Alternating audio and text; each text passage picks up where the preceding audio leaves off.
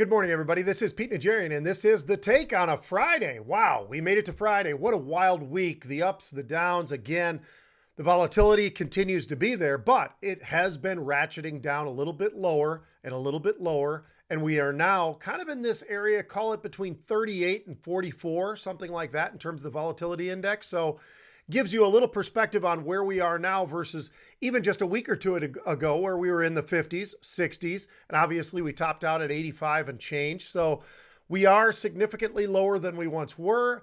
The contraction of these moves has certainly been a big factor, I think, in terms of a lot about what's going on with volatility. We have seen some of those volumes coming back. As a matter of fact, we're averaging about 26 million per day right now in the month of April. It's exactly what we traded yesterday. So we are on track. Our volumes are back. We've had that movement where we had extreme volume. Then we had some time where we had a week and a half or so where we had extremely low volume relative to where we were coming from. Still extremely high volume relative to previous years, but in terms of where the volumes were and where they were averaging out to where we were for a couple of weeks there, that was really something. But we've seen a little bit of a surge in terms of volumes. And I wouldn't be surprised today if we see a little bit of a pullback in those volumes, maybe today on a Friday as we go into the weekend, because we already had gone through the long weekend. So what are we looking at right now? Well, yesterday, the big influence was the jobless claims and some of those numbers and the concerns there and what was going on and the movement in the marketplace with this really crazy disconnect that was going on. And the disconnect being the NASDAQ, which was extremely strong and far outpacing anything that we were seeing out of the S&P or the Dow. And that really was a huge play in the entire day yesterday. It was something that we haven't seen something like that in a really long period of time. I'll give you some examples. Both the S&P and the Dow, they did finally finish in positive territory, barely, but very, very little green. Meanwhile, you look over at the NASDAQ, it finished up over 1.6%. So that says a lot about what we were really looking at there. And the fact that volatility again was near 40, call it 39 to 41, something like that yesterday, in a fairly tight range, and the range of the S&P as well as the Dow relatively tight, at least tighter than it's been for sure, but that outperformance of the NASDAQ. And it's interesting. I don't know whether or not this is a positive, really, because I think it's a fairly narrow band of what's really powering the markets. And I think that can be a little concerning, to be honest with you. It's one thing to have rotations of leadership, but it's another to have very stock-specific names of leadership. That's what we've had. And so far, it's been pretty good. But I think we've got to find an area where we have other areas of leadership as well. I look at the biotechs yesterday. That was pretty strong. Regeneron, Amgen, those kind of names were moving to the upside. So those names, it was nice to see they were a little unusual, but you come right back to the semiconductor space. You look at NVIDIA, you look at AMD, you look at Intel, Xilinx, another one of these names. But the really big mega cap type names, those have been similar or the same for a while now. Amazon, Netflix, Tesla, Apple, Microsoft. Sound familiar? Those seem to be the names that everybody is piling money into. And I understand some of it because they're looking at balance sheets. They're looking at where these companies are and how much growth they potentially are either having or have. And maybe even some of that might be a little bit suspect. And so there might be some apprehension, but some of these names just been powering to the upside anyway, powering through that. So we've even seen some pretty decent strength, I think, in retail.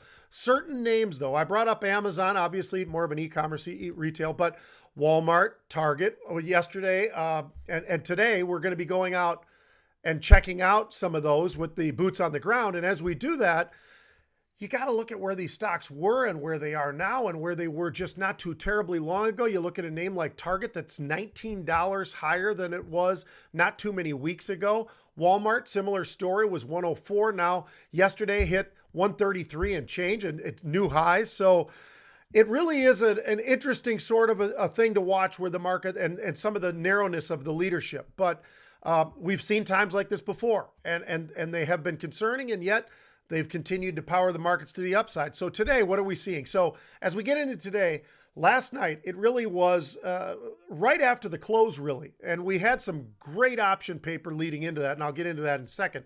But the storyline of Gilead and a bit of a light at the end of the tunnel type of a thing. And that really was something that I think really stood out yesterday. Tom Lee had a great line, and I'm going to read it to you. He said, the effective treatment being the key word here, would be a big deal, much more positive than in the near term for a vaccine. And that makes a lot of sense. And what Tom's saying there, safer and scalable, all of those types of words that are coming into the what Tom was talking about because of the promising data that Gilead delivered. Now, it's early. This isn't comprehensive. It's not enough really yet, but it certainly was something that seemed to pull the entire market with it last night. And then add to that Boeing talking about, hey, look, Monday, Seattle, we're going to start things back up again. Now, they didn't say they're going full bore again, but starting things back up again. And that's something that a lot of people were talking about. When does the economy start to kick back in again? If we've got Gilead showing this, Boeing starting to show that they're willing to go to the next level and start things up once again. So really a lot to this. Now, I mentioned Gilead, and I wanted to just point out to you that it started back in early February, and we've had more than a dozen bullish hits in Gilead, but stock was trading around 64, 65 early February. And then just yesterday, we had 7,500 of the August 80 calls for $6. So we've had buyers that have gone out into April, out into August, out into, further out and buying some of these premiums. And boy, they really are seeing some great numbers from that. When you look at these Gilead numbers, and the stock actually opened, I think it opened somewhere around 85, or at least I saw numbers as high as 85, maybe pre-market, wherever.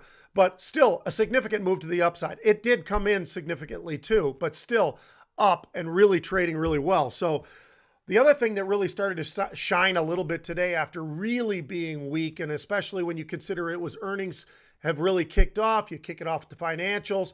Those financials have done nothing but go down, down, down, down, down. Well, today, last I looked, financials were up about 4.5%, led by JP Morgan, which was up 6%. Having a great day. So really seeing some movement out of areas that you'd want to see movement out of. I'm looking at the market right now. We're up about 360 points. The S&P up about 1.5%. Today, interesting, the NASDAQ is lagging. The NASDAQ is up about 0.6% while we're up 1.5% in both the Dow and the S&P. Go figure. It gives you a little idea of how things can change and how rapidly they can change. Now, in the industrial space, I mentioned Boeing. Boeing's up about 8.5% today. That's a pretty big move to the upside. But I'm looking at the SPDR and the puts that were bought early on in the SPY. And this was when the market was up, I think, well over 500 plus points still early on, very early into the trading day, 25,000. What's interesting to me is the length, the duration of what they're looking. They're not looking at this week's SPDRs, but they're going out about a week and a half. They're going to April 29th, expiring in the SPY. That's right, April 29th expiring. These are the 230 strike puts with the SPY trading about 284. About 25,000 of these. They're only 28 cents. Is this some sort of a hedge? Certainly could be. Is it somebody just taking a complete shot? Certainly could be. If we got a significant pullback fairly rapidly, would these move? I think that they would, because the volatilities have come in enough now that a big move to the downside in the SPY and a volatility kind of coming back up into some of these options, depending on how long that period of time would be. If it happens fairly rapidly, yes, I think these options could move pretty quick. Otherwise, they're going to be toast really rapidly, because we're talking $54 out of the money for where these are right now, with the 284 as the present levels of the SPY. But wanted to highlight that because we see unusual option activity all the time.